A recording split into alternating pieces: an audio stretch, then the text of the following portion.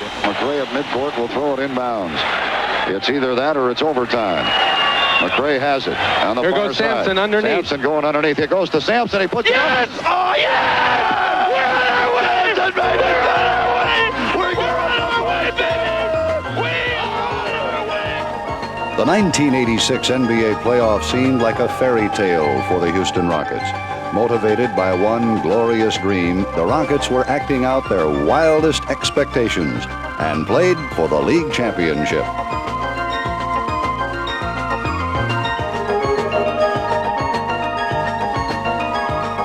But the touch of reality soon affected the Rockets. They were a young team attempting to win it all, and against, of all teams, the Boston Celtics.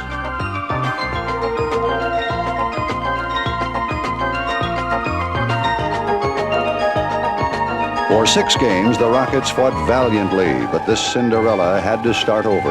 The glass slipper had been trampled underfoot. It was a good year for the Houston Rockets and the Houston city of Houston. Hang with us, baby, because we'll be back.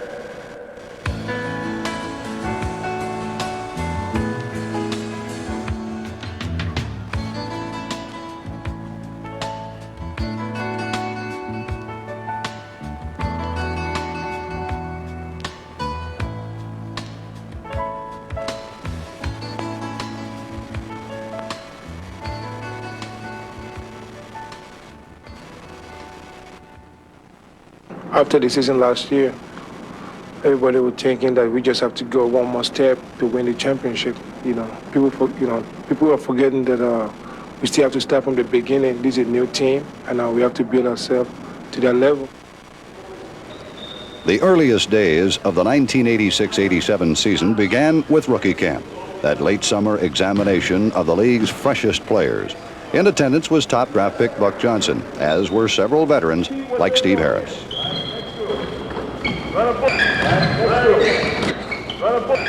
The competition was intense, as was the decision-making. From this talent pool, Coach Bill Fitch needed to balance out his squad and make the painful decision of who would make the Rockets and who would not. I think it's the toughest day every year that you go through a cut. You say, well, I'm through that one. There'll never be one any tougher. For the last month I've been in limbo, and after this is all over with, I'm going to put that in the past and just look for the future. I pretty much can handle the pressure. I'm not new in the NBA, so I know what to expect. So I think they took that in consideration. I had all my friends calling me, well, what's the story? What's the story? Have you heard anything? No, I haven't heard anything. I'll call you when I hear something. So tonight the phone bill it'll be big. The Rockets were the reigning Western Conference champs and had to start the new year with Ralph Sampson on the sidelines. Everyone wondered how good they really were. Houston earned a chance to test their mettle during the season opener against the Lakers. Los Angeles was hungry to avenge last year's playoff defeat and turn back the sands of time. But once again, the NBA's past was overwhelmed by its future as Olajuwon smothered the venerable Kareem Abdul-Jabbar.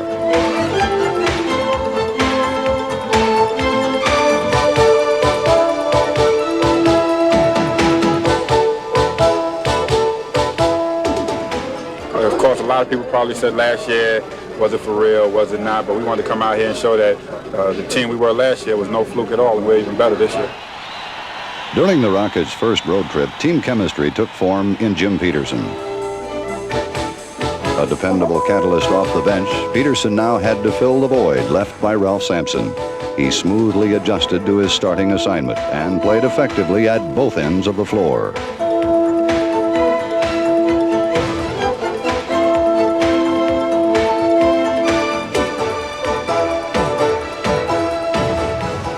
Back home, the Rockets again destroyed Sacramento, with Peterson inflicting the greatest damage.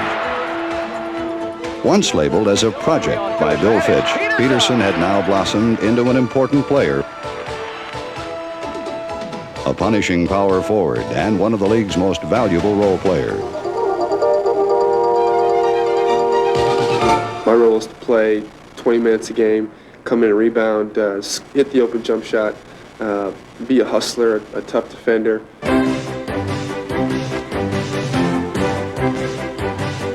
It's a big transition. It's a good thing actually, because you know that with the injury of Ralph Sampson that I'm going to be able to take my shots, and if I miss them, I'm probably not going to come out of the game. His stats may not show it because he had to play a different role, but the fact that he played the role of a starter and helped us, stay close enough to the pack that we got a chance of catching him with everybody back now, I think is a credit to him. With confidence, it breeds success, and I think when you start having success, you just get more and more confidence, and it just starts snowballing. And unless you play, it's hard. You can get a lot of minutes. It's hard to get that confidence rolling. Good news arrived on the season's third week. Substitution for Houston, checking into the game, number 50, Ralph Sampson for Jim Peterson. Sampson's return marked the reunification of the Twin Towers, and for the first time all season, Houston could marvel at its skyline. Now they've got the isolation they want on Sampson, puts it up, it goes in, and he's fouled.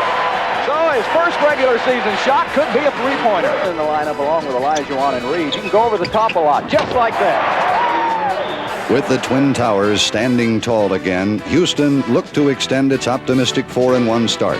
Sampson kept things rolling against the Trailblazers, but sacrificed a whole lot more. In an attempt to return to top form, Big Ralph suffered a crushing setback. Sampson may be favoring that ankle just a little bit as he goes back to the defensive end. Houston fell to the Blazers and was robbed of one of its greatest resources. Once more, a star was shuttled off stage, and someone needed to grab the spotlight. But the one thing I asked him when Ralph got hurt, I said, now you've got to come up with 20 points a night. And he's been anywhere from 15 to 20 point in average since that time. And he also has to do a lot of our ball handling, and that our guard position has been up and down. Throughout his professional career, Rodney McRae has been the quiet member of Bill Fitch's heralded front line. But now, when desperately needed, McRae's numerous skills were speaking louder than mere words.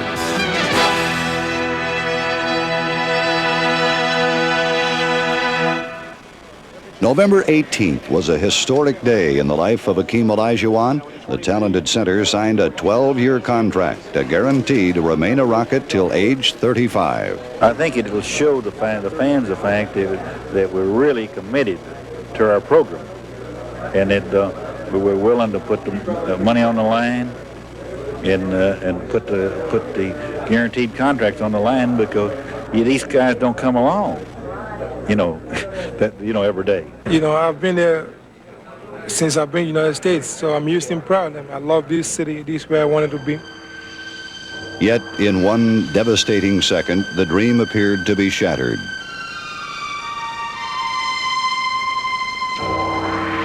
In a game against the New York Knicks, a sudden jolt injured Akeem's right knee and left him writhing in pain.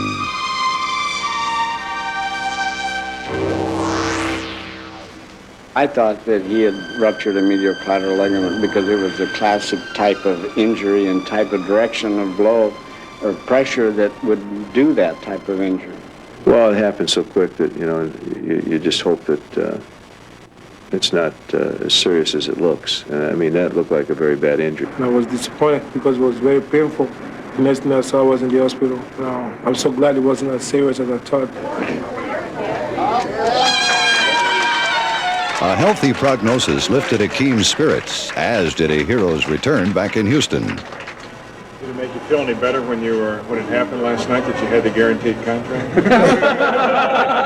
Well, I'm not even thinking about the contract. I'm thinking about winning. That was a good one. With Akeem gone, Houston turned to Dave Feitel, a 7-footer from Texas El Paso.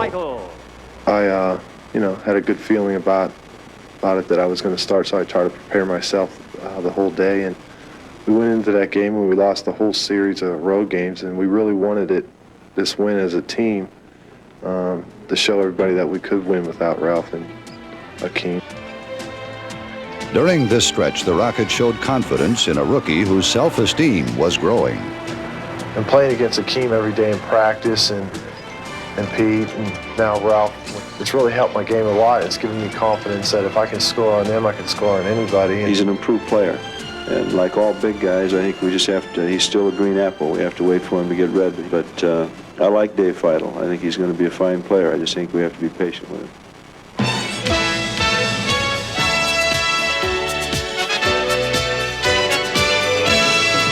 Best haircut? That's no question about it. Dave Feidel. He came in, he looked like Sergeant Slaughter. I mean, I almost wanted to salute him. I mean, here was this Gomer Pyle, Sergeant Carter, Bill Fitch, I'm ready to play ball for you haircut. They're going to tell you that Feidel, in the eyes of the coach, made this roster when he came up with that Marine haircut. Power supreme. Looks like a centurion. An aching heart is hard to mend, and few players have suffered the hardship of Rodney McRae and the tragedy of his daughter. She fell Thanksgiving Day and hit her head, so we took her to the emergency room. They found out she had a brain tumor, which is in a part of the brain that's inoperable. Stricken at just 5 years old, April McRae became the focus of her father's every waking moment. But instead of gloom, this was a day of hope as the patients of MD Anderson Hospital celebrated life.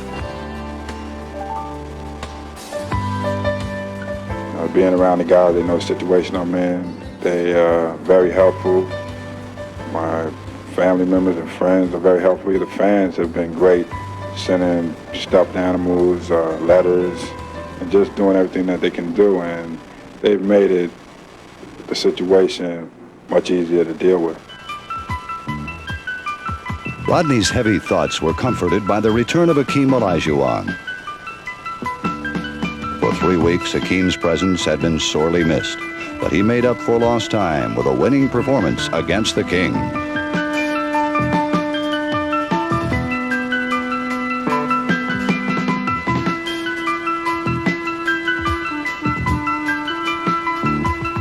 Without Akeem, the Rockets had slipped in the Midwest Division, but now prepared to resume their competitive ways. However, Houston continued to lose. They'd fall in 6 of their next 7 contests.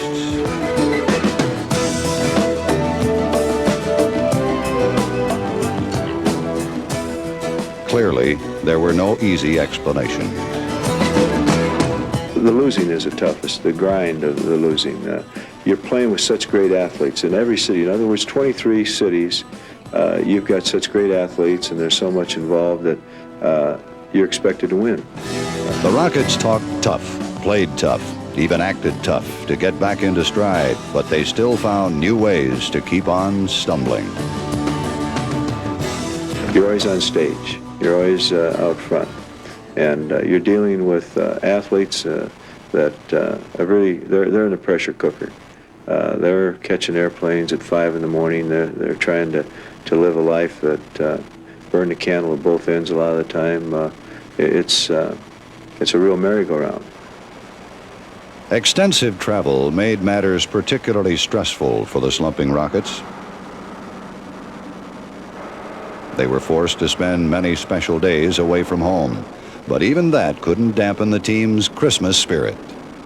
My Christmas wish is that on Christmas Day there are families who would definitely have a Christmas meal, no one go hungry, and that every kid who does wake up, there is at least that one gift. I'd like to wish my family a happy and Merry Christmas and New Year's, and wish my teammates and their families the same. Well, I wish everybody peace on earth and a lot of good health.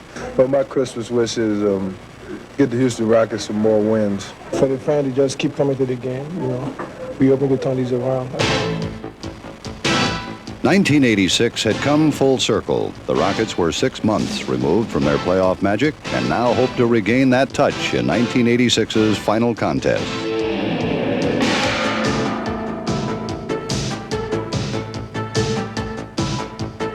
Houston appeared to be on their way as they defeated the Clippers. Next was a visit to Denver, where the Rockets worked on their offensive versatility and got everyone into the flow.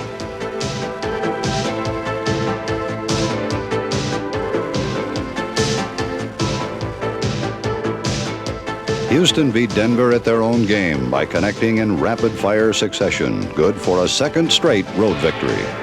And the Houston Rockets start 1987 off with a big win in the Mile High City. For the first time since the opening week, the Rockets were playing as a cohesive unit and looked to perpetuate that feeling back home against Seattle.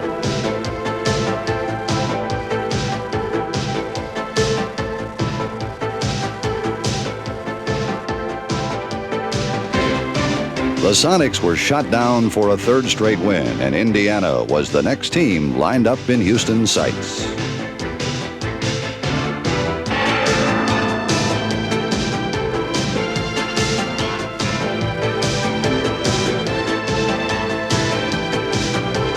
The Rockets benefited from an improved sense of teamwork, instinctively finding the right man at the right time.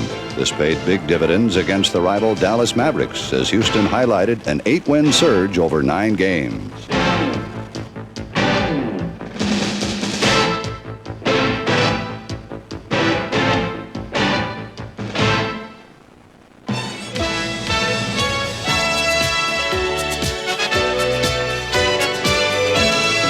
I would say Richard Anderson gives and takes the most abuse. Richard Anderson. Richard Anderson. Richard Anderson. Richard Anderson. I feel it's my role to abuse people when I can and keep them in their place, you know, like Ralph or Keem or somebody, some of the starters. And I take them out. If I give it out, I get as much back. So I think I give and take the most. Mitchell Wiggins and Louis Lloyd of the Houston Rockets have tested positive for the use of cocaine. Accordingly, under the anti-drug agreement between the NBA and its Players Association, Mitchell Wiggins and Louis Lloyd are permanently disqualified from playing in our league. Once more, Houston was dealt a severe blow. In the back of our mind, we know there are 2 key players missing, but we can't think about them right now. The 2 guys that were in the situation hopefully will get help and prepare themselves for their future life. For this basketball team, we just have to come together and be stronger. We've spent 3 years now with this ball club, and one of the main themes has been anytime something negative happens to us, we're going to turn it into a plus. Minus 2 important players, the remaining Rockets hardened their collective resolve.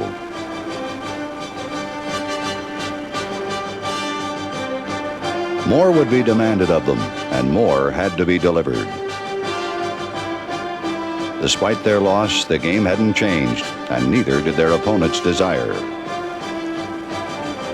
The Rockets had to dig deep and come up big.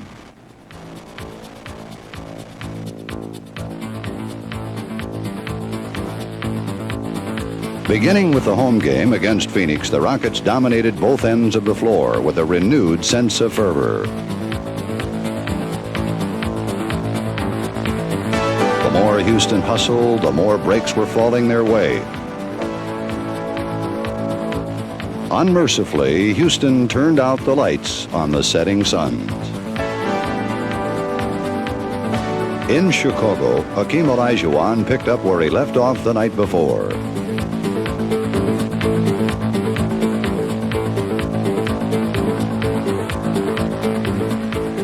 Living up to their names, the Rocket guards fired away. Robert Reed's game-clinching basket instilled confidence in the outside game, encouraging teammates like Steve Harris. Steve is the first guy that really had the pressure put on him when we lost Wig and we lost Lou. He told me I would probably have to contribute more. You know, losing those 2 guys, I would have to come in and help the team more. You know, if it takes defense and offense, both, that's what I try to do. Harris showed fine hustle against the Detroit Pistons.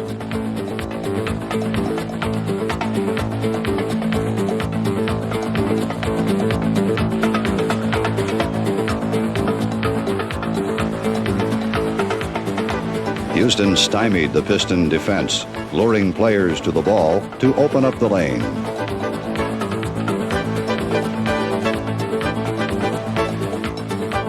Poise became the team's growing watchword as Houston took advantage of Detroit mistakes. Houston proved they were not just a twin tower team. Increased productivity was most noticeable at the guard position, especially with Alan Level, who was one step in the Rockets' rebuilding scheme. We keep track not only of the players in the NBA, but the players in the CBA as well, and to have some idea of the value of that player to us. In an effort to further reinforce the lineup, Patterson shopped around for a man of championship credentials. It came out of nowhere. All of a sudden, got a call from my attorney. This was on a Friday, and said there's a possibility of being traded. This was in the morning. He called me back 2 hours later, told me I was traded to the Rockets and to meet the Rockets in Boston Sunday. There I was in Boston Garden with a brand new team and a contending team. Our whole theory right then was to get somebody that could give us a lift at the time. He brings a new dimension into the Houston Rocket game where he's what you call a wily type of player. He can get his points any way. He can get his points in a funny way, his long legs and arms running down there. I come in and provide a spark. I play in different roles, give Rodney back up, and try to help the guys with less experience than me. He has the experience of being an NBA champion, right? That's the most important thing. Plus, I think with him, I don't have to worry about coming up with so many quotes.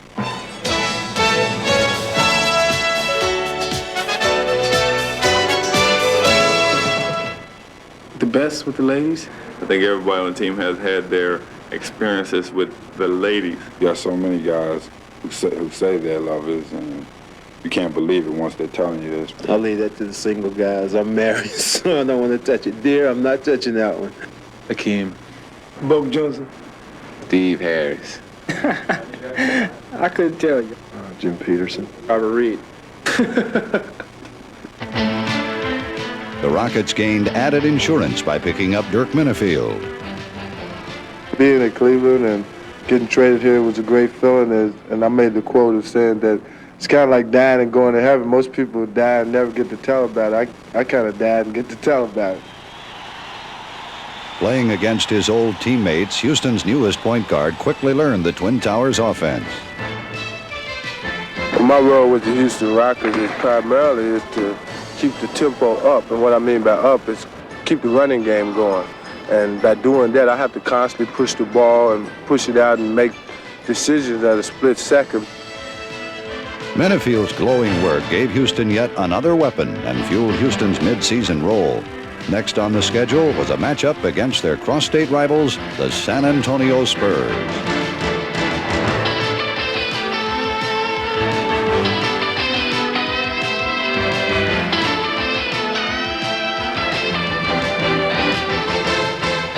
The Spurs were swallowed whole, and Houston looked to take on bigger game like the Knicks' Patrick Ewing.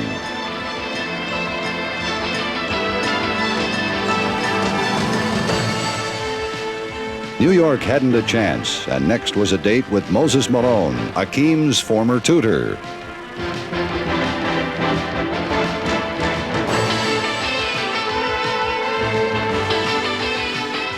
Hakeem on a spin.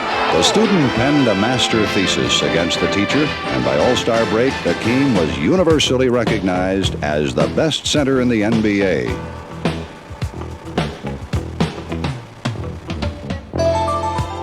But just prior to the mid-season classic, Houston's other All-Star starter would suffer his third setback of the season.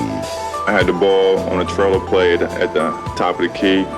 I kind of slipped on a wet spot on the floor or something. I thought it was fine after that. I ran back and down the court a little bit, and I went to turn, and my knee locked up on me. Sampson's hurt. Sampson hurt either his left knee or his left ankle.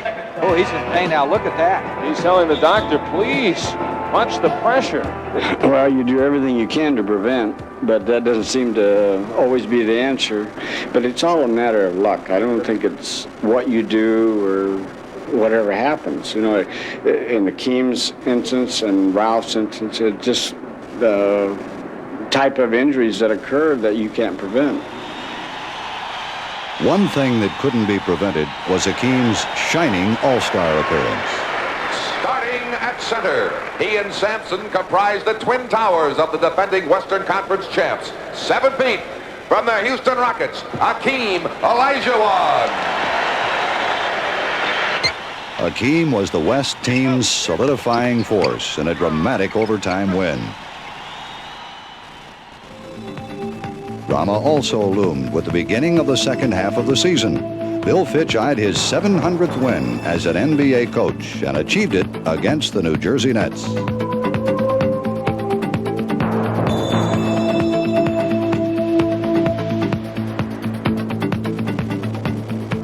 Posting another chapter in his storybook career, Fitch became just the 5th man to attain the 700-win plateau.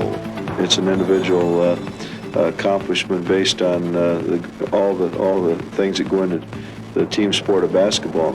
Once I'm through coaching, and you sit back and see how many wins you've got, there'll be the list will be as long as the 700 or 800 or whatever it ends up being of people that helped you get there.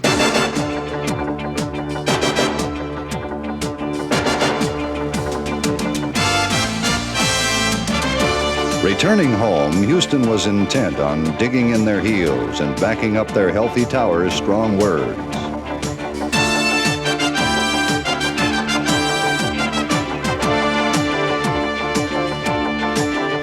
With a relentless style, the Rockets' front court provided the necessary offense for a win over conference rival Dallas.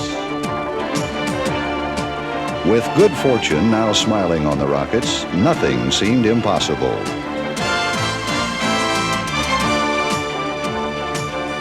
Looking for his first win against Houston, Spurs coach Bob Weiss was thwarted a 4th time by Hakeem and company.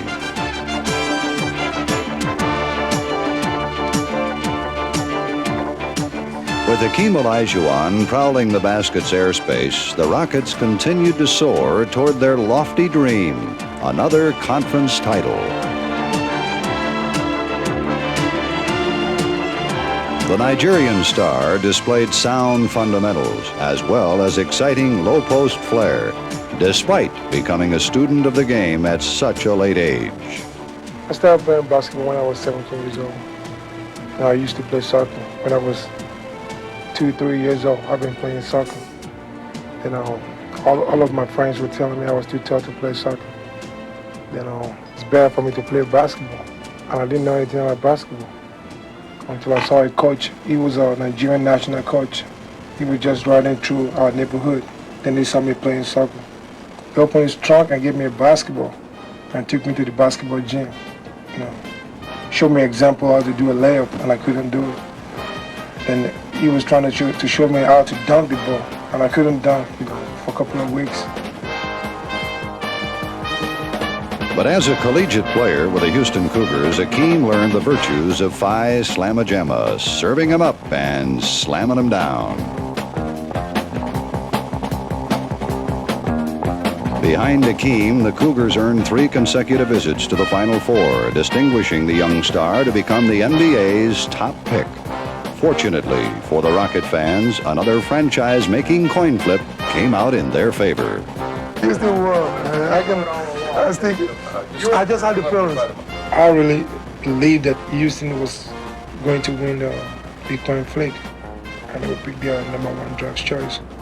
And I really wanted to play in Houston. Sometimes I just couldn't believe what has happened between the last 6 years to me. I mean, it was unbelievable. Sometimes it just seems like a dream.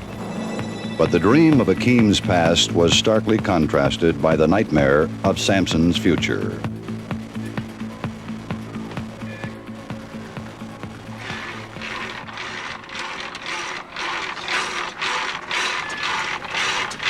The latter half of the season meant rehabilitation for Houston's power forward.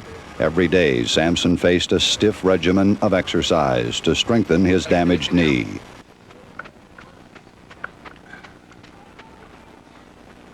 After 4 or 5 days, and after I got off the crutches, and after the pain went away, I kind of went on a program of maybe 6 hours a day. I started lifting weights with my upper body and did a lot of swimming, different agility drills in the pool, and I think it helped out a lot. As Sampson worked his way back into shape, Houston had to make adjustments. I think that you always gain from adversity. For instance, a Dave Feidel has played a lot more basketball already than he probably would have played as a rookie here in Houston had the Towers remained healthy. Once you do start getting to the fact of playing playoff games, you've got to have a strong bench. You got to have guys to come in and fulfill those minutes, that if your starters get in foul trouble or somebody, God forbid, gets hurt, you have people who have the confidence to step on the floor. In Ralph's absence, Houston's rookies were thrown into the breach. Dave Feidel gave added muscle to the inside game, while speed and versatility was provided by Buck Johnson. My role has been to just relieve Rodney's when he's tired and try to come in and get a team a lift and not hurt the team. Just keep the tempo going and not let down at that position.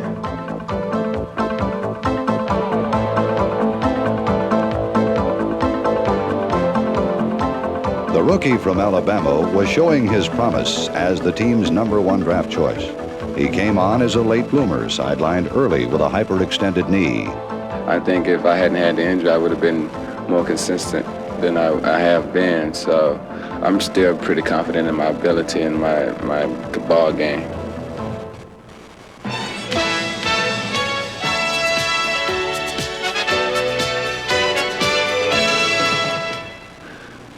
Peterson, probably. You could throw it to him and they're like, they just bounce off like a wall. I always give Pete the credit for having the worst hands. I'd say in cohesion with the other people probably would have said Jim Peterson. You almost have to Western Union your pass to Jim Peterson, and it's like as you're coming down the floor and you have to look at him and then move your lips. I'm getting ready to pass you the ball, Jim. Catch it, please. The other 11 guys besides me, I think, those guys have terrible hands. It's incredible. I'm the only one who can catch the ball. In the season's final week, strong statements by Dick Motta fueled an already bitter rivalry.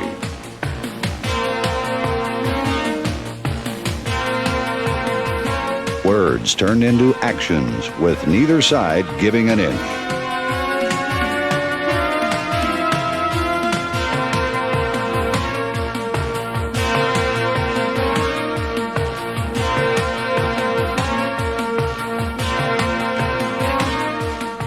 But when the dust settled, the visiting Rockets saw the home team prevail. Back at the Summit, the Rockets studied hard to return the favor. If he's able to catch the ball and kick it in, Donaldson's got the play made. But if we come out and we're really alive and slow this guy down, now he's in there 3 seconds. And that's where we said you got to get your body on top, Dream. This play you got to anticipate so that when he's coming down, you got to get up on top so that he can't make that pass in. Good evening, ladies and gentlemen. Welcome to the Summit for tonight's NBA game between the Dallas Mavericks and your Houston Rockets. Seeking redemption, Houston bombarded the Mavericks with a well-balanced attack.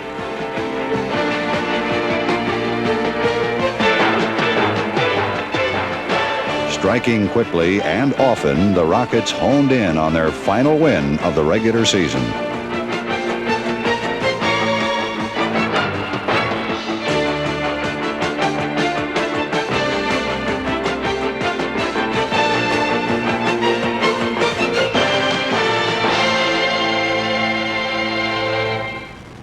The Rockets' first playoff challenge waited in Portland, a city 10 years removed from its championship season.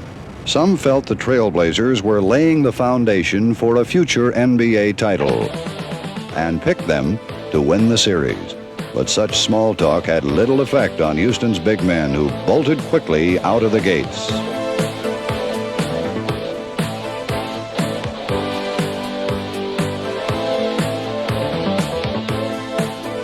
Twin Tower trauma was to be expected, but to Portland's surprise, the Rockets' Allen Level launched a long-range offensive attack.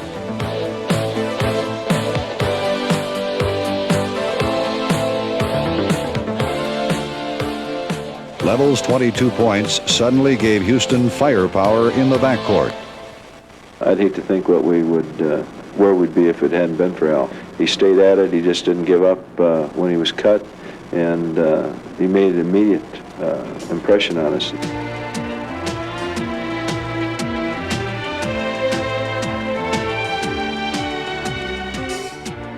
Actually, I called the Rockets and I told them I had been playing a lot and maybe, well, I talked to Coach and told him I was ready to play if he wanted to give me a shot.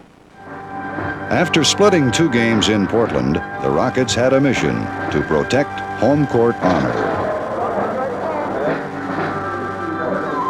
You got to stop all this clowning around. The troops marched to a purposeful cadence and rallied behind their mighty floor general. And starting at center, 7 feet from the University of Houston, number 34, Hakeem Olajuwon. There was no grand scheme, no fancy tactical maneuvers. Just rely on the heavy artillery. Look for Hakeem in the middle and let him prove why he is simply the best.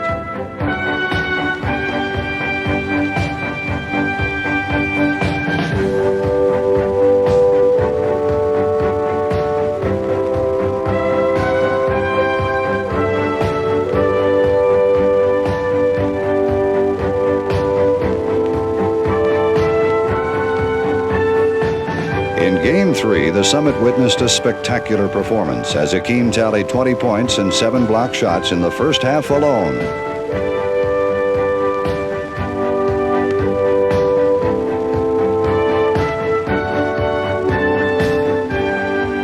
Hakeem's play was even grittier in the following game, cementing 2 wins that crushed Portland's lofty ambitions.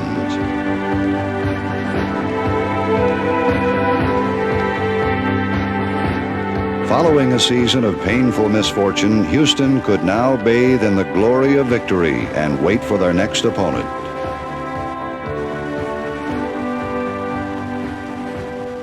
Coming into town were the Seattle Supersonics, a youthful team oblivious to the pressures of playoff basketball.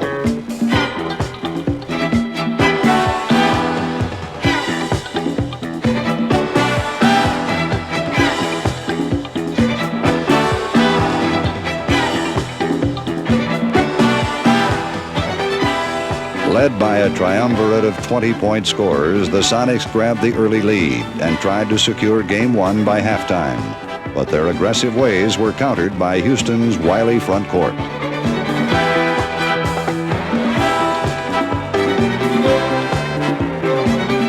The game went down to the wire until Dale Ellis settled matters with a smooth jump shot. Seattle duplicated their fine effort in Game 2, and this time it would be Houston who had a chance to come through in the clutch. There's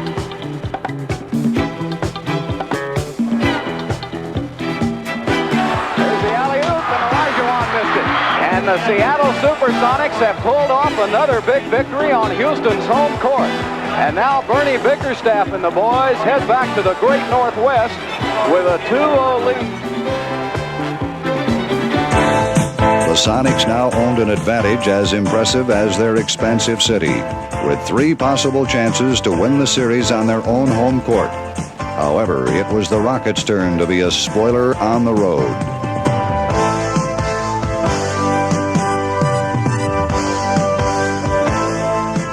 Bernie Bickerstaff had no idea how to slow down Hakeem, yet had a notion how to return the favor. But while the 2 front lines were slugging it out, Robert Reed would settle the outcome of Game 3. The 6'8" swingman filled it up from the off-guard position and infused the Rockets with an unbridled sense of enthusiasm.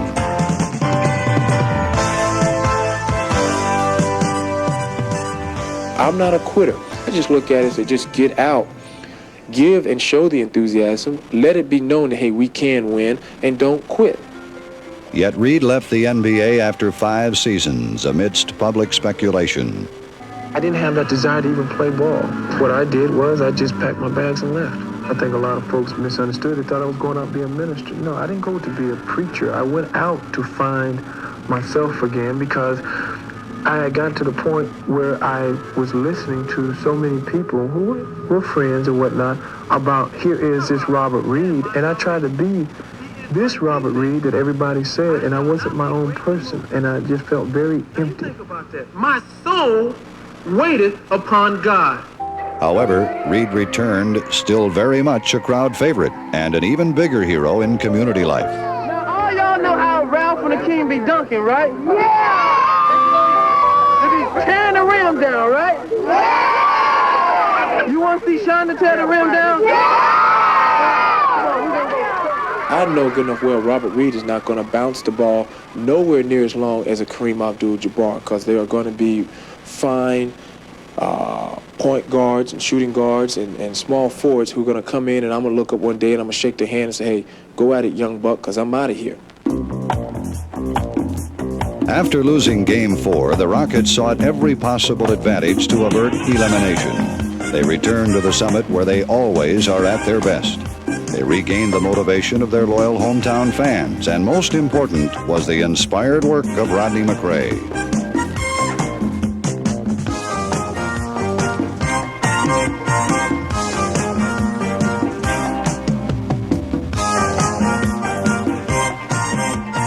He's certainly been a rock. So he's our glue. He's kind of the guy that plugs up the gaps for us, and when we need some help at either position. He never complains. He plays hard. He does everything.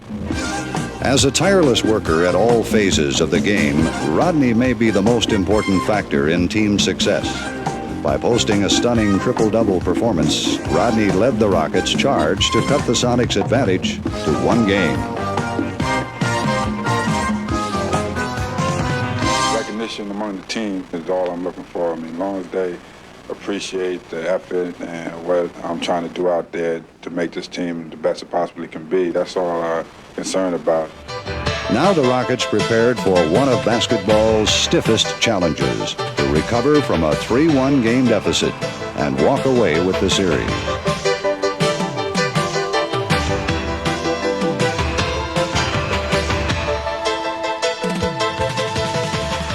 In Game 6, Akeem was playing at his dominant best until he was forced to the sidelines in the second quarter. Now has 3 personal fouls. So McRae, Olajuwon, and Level each have 3. Without their powerful big man, the Rockets appeared cornered and took blows right up the gut. Bill Fitch instructed his men to counterpunch and looked to Cedric Maxwell and Jim Peterson to lead a comeback.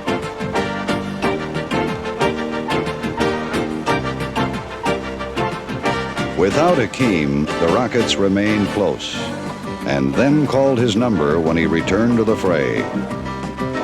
Akeem rekindled Houston's competitive fire. The Rockets captured the lead in the fourth quarter, but Seattle had a backdoor plan how to get back in the hunt.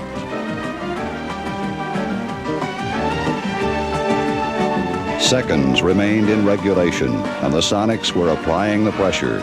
They needed just one more basket to tie the game. Here's the turnover. Ellis. And the foul. Game 6 headed to overtime, and everyone looked to the heavens to answer their prayers.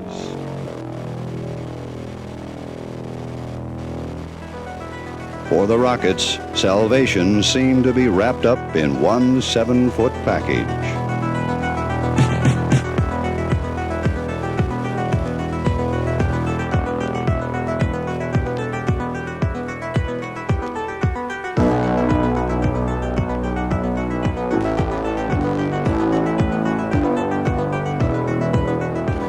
While an emotional 6th game drained most players, Akeem kept getting stronger. He posted 49 points, 25 rebounds, and almost single-handedly extended the game to a third overtime.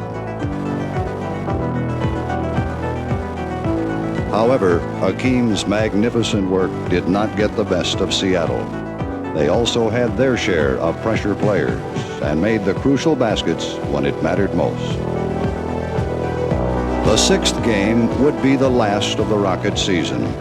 There would be no return to the finals, no fairy tales to fulfill, just the hope of better times in the future.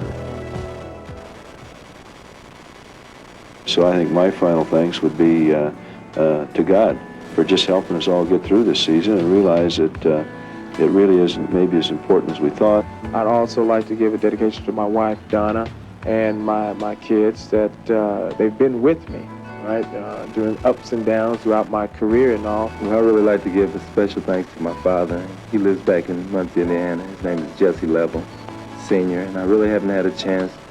The last couple of years I've been real busy and to spend the time with him and show him how much I love him. But he's such a big reason why I'm here, and I just thank you for having me, Dad. I want to thank God for blessing me in so many ways and being with the Houston Rockets. My most sincere and serious dedication would be to the friends and the family that have really stuck by me this year because this has been like the most trying year in my basketball career. I would also say thanks to God for helping me get to where I am today, and thanks to my family and my fans for their support. Oh, well, I'd like to dedicate this first year to my grandmother. She's been a real inspiration to me. Well, I just want to thank all the people and my family back in Kentucky for standing behind me when I wasn't playing in the NBA and was back in the CBA. I just want to say thanks. Without you, I wouldn't be where I'm at. I just want to say to all members of my family, friends, fans, and everybody who's been supportive of not only myself as my personal problems, but also the problems that the team has had this year. I want to thank them for sticking with us,